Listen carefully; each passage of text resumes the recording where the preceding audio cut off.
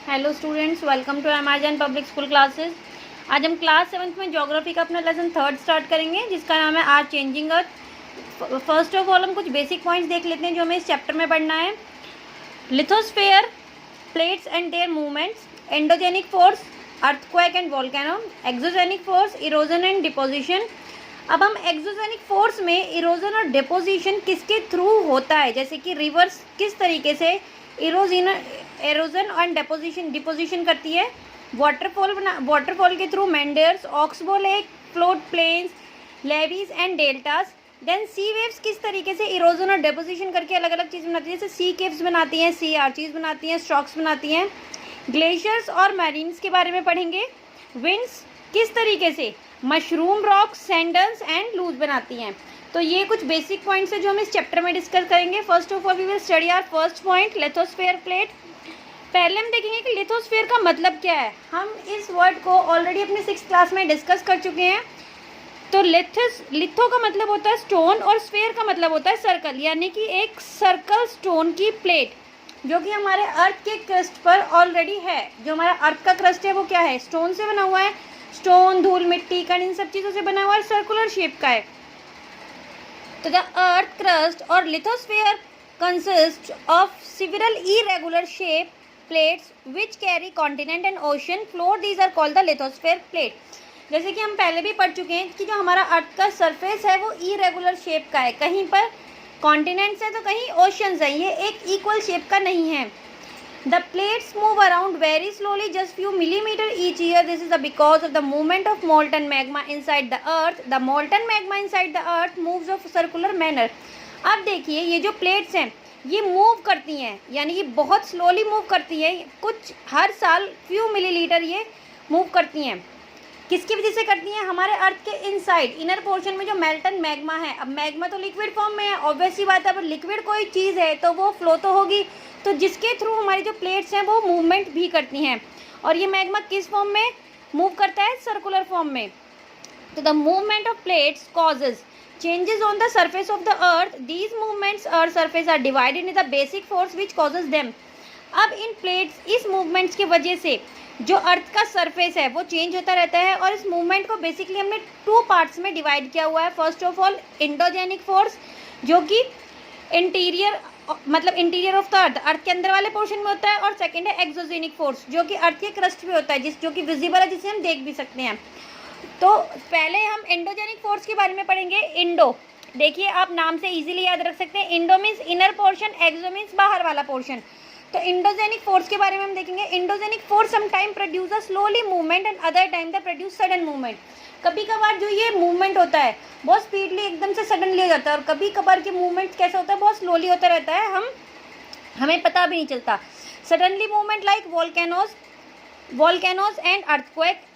A volcano is a vent in the earth crust through which is the molten material eruption the suddenly.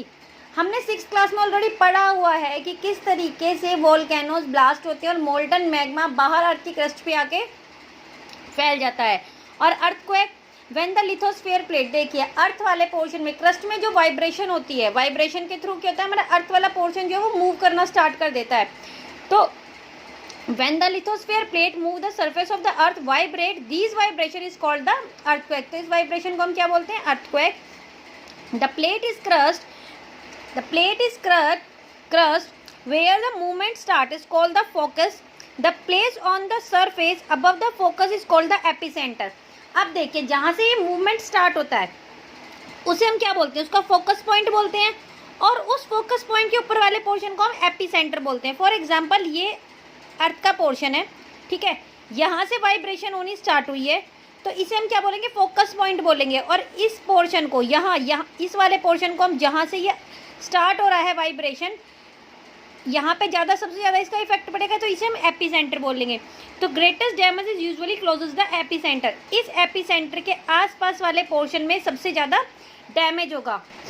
Next देखते हैं measurement of earthquake. Earthquake कितनी speed में है, कितना slow आया है, उसका मेजरमेंट भी कर सकते हैं। किस तरीके से मेजरमेंट करते हैं, मशीन है सिस्मोग्राफी, जिसके थ्रू हम इसका मेजरमेंट करते हैं मैग्नेटिक थ्रू से। इसे हम रिएक्टर स्केल के थ्रू मेजर कर सकते हैं।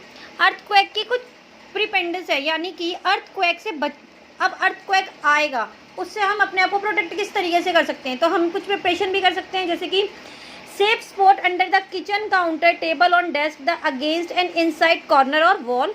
Second, stay away for the fireplaces are around the chimneys, window and the shutter and the include the mirror and the picture frame. यानी कि जब हमें कहाँ रहना चाहिए, हमें अगर अर्थक्वेक आ जाता है तो हमें सेफ स्पॉट देखना चाहिए, जैसे कि अंडर द किचन की अगर हम किचन में हैं तो हमें देखना चाहिए कि हम टेबल, डेस्क, इसके आसपास कहीं नीचे वाले पोर्शन पे अपने को कवर कर लें, या फिर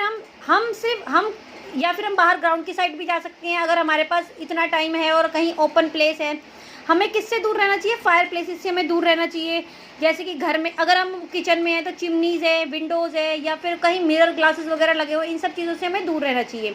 ये तो हो गया एंडोजेनिक, यानी कि अर्थ के इनर पोर्शन में मूवमेंट होगा। अब एक्सोजेनिक फोर्स, यानी कि अगर बाहर वाले पोर्शन में मूवमेंट होता है तो एक्सो यानी कि आउटर सरफेस, जेनिक यानी कि स्टार्ट। आउटर सरफेस पे जब स्टार्ट होता है तो फॉर एग्जाम्पल लैंडस्केप, जैसे कि लैंडस्केप है, विजिबली हम और ईजिली देख सकते हैं कि लैंडस्केप हो रहा है, तो हम क्या करेंगे, continuously worn the away by two process. किस तरीके से होगा ये लैंडस्केप, एक तो वेदरिंग की वजह से होगा, एक एरोजन की वजह से होगा।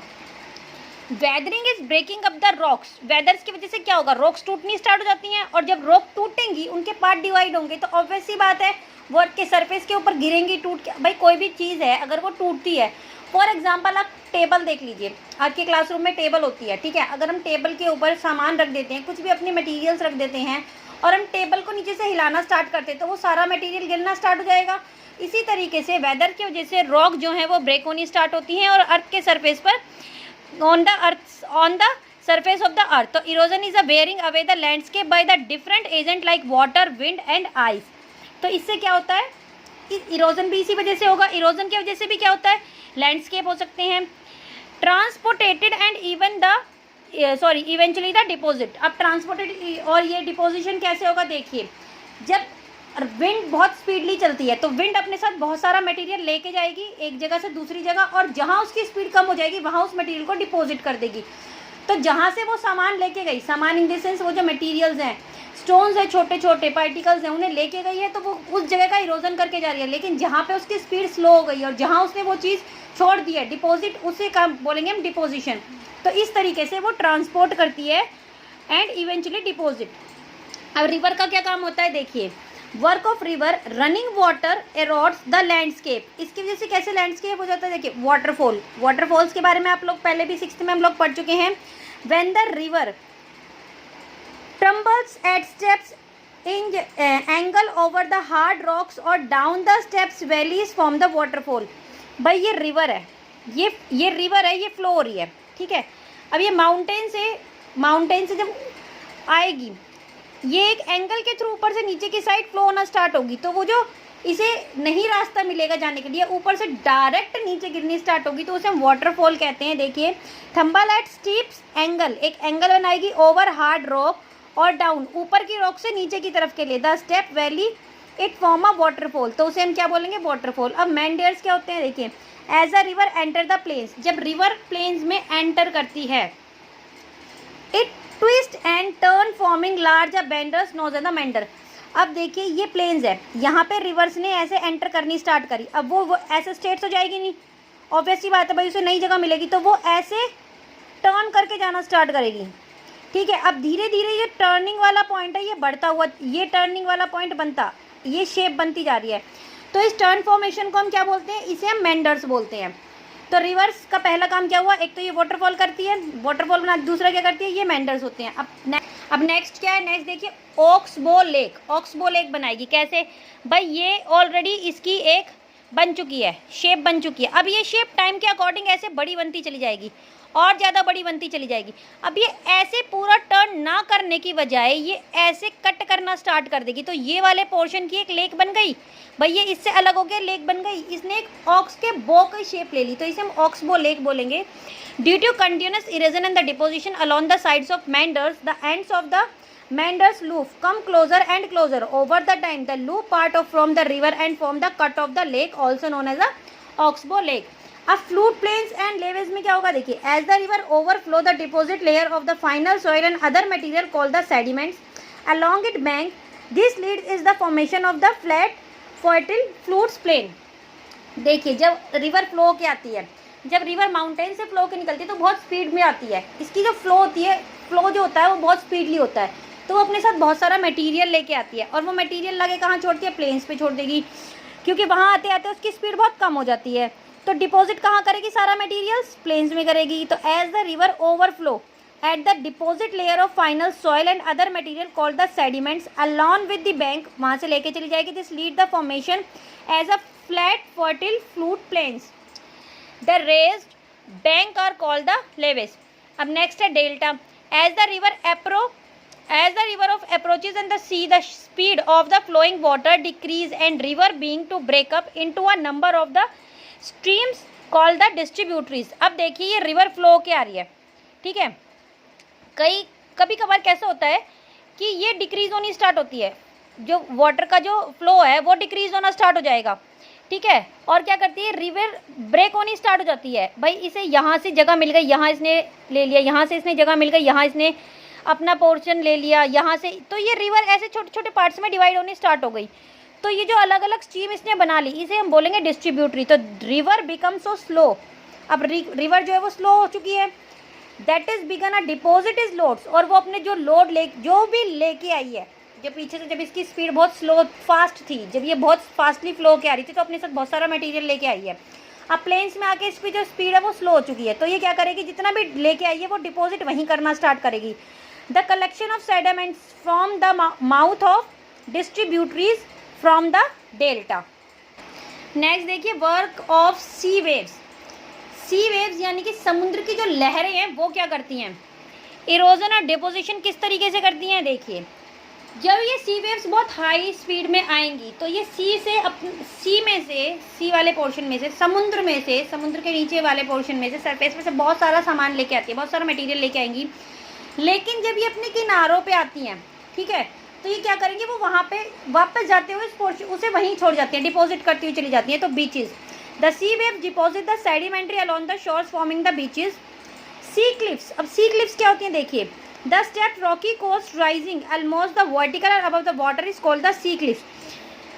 समुद्र में माउंटेन्स के छोटे छोटे पहाड़ों के टुकड़े होते हैं, ठीक है, अब वो स्टेप्स बनाते हैं, रॉकी स्टेप्स, यानी कि ये माउंटेन्स हैं, ठीक है, इसके ये स्टेप्स बनने स्टार्ट हो जाएंगे, इस शेप के बनने स्टार्ट हो जाएंगे।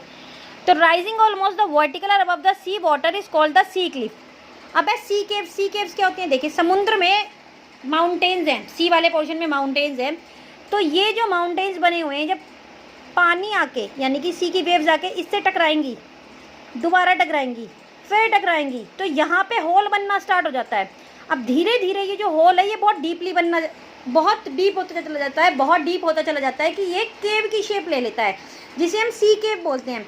सी waves continuously strike at the rock and crack air are developed over the time. These crack become a larger and wider, thus hollow like a caves are formed a rock, they are called the sea caves। अब है सी Archies. सी Archies क्या होती हैं, देखिए एक roof इस shape के mountain, मतलब माउंटेन है, माउंटेन्स में क्या होता है, सी की जो वेव्स होती हैं वो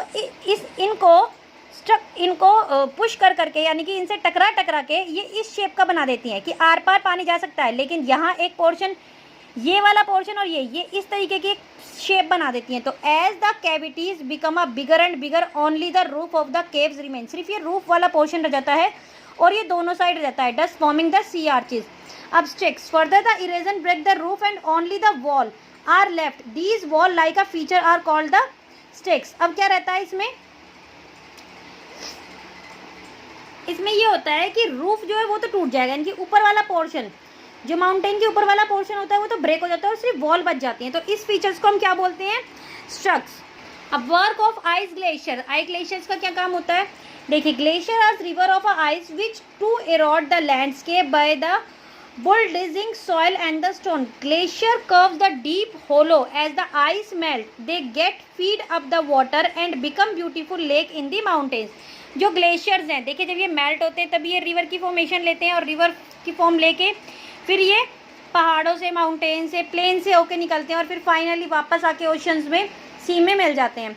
तो ग्लेशियर्स जब ये मेल्ट होना स्टार्ट करते हैं तो ये ब्यूटीफुल लेक्स का फॉर्म ले लेते हैं कहाँ पर, माउंटेन्स में। तो the material carried by the glacier such as a rock, तो जब ये ग्लेशियर्स मेल्ट होते हैं तो अपने साथ क्या लेके आते हैं भाई, रॉक्स लेके आएंगे, स्मॉल सैंडल्स लेके आएंगे, और ये डिपॉजिट कहाँ पे करते हैं, ग्लेशियर मॉरिनरीज में। अब देखिए वर्क ऑफ विंड्स, विंड का क्या काम होता है, अब विंड जितनी स्पीडली होगी उतना ही मटेरियल वो लेके जाएगी, जहाँ पे विंड की स्पीड स्लो हो जाती है वहाँ पे उसे डिपॉजिट कर देती है, जैसे कि अभी ऑलरेडी हमने पीछे पढ़ा है। तो an active agent of the erosion and deposition at desert in a wind, especially हम इसका डेजर्ट वाले रीजन्स में हम इसका देखते हैं।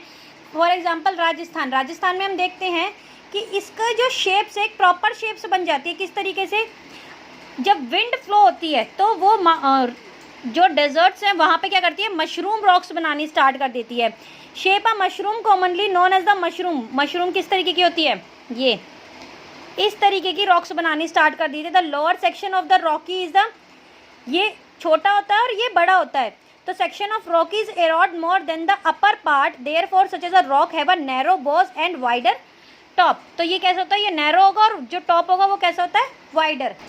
नेक्स्ट क्या होता है, सैंडल्स, छोटे छोटे जो रेत के हैं वो किले से, छोटे छोटे रेत के इकट्ठे होके किले से बनने स्टार्ट हो जाते हैं। When the wind below it lift the transport sand, transport मतलब एक जगह से दूसरी जगह मिट्टी को लेके जाती है from one place to another place. When it is stop blowing the sand fall to get a deposit in a low hill, छोटे छोटे इसके सैंड्स के हिल्स बनने स्टार्ट हो जाते हैं। Like a structure these are called the sand dunes of loess. When the grains of a sands are very fine and light the wind can carry it for very long distance. When such a sand is deposit is a large are called the loess. अब ये हमारा था lesson 3, जिसमें हमने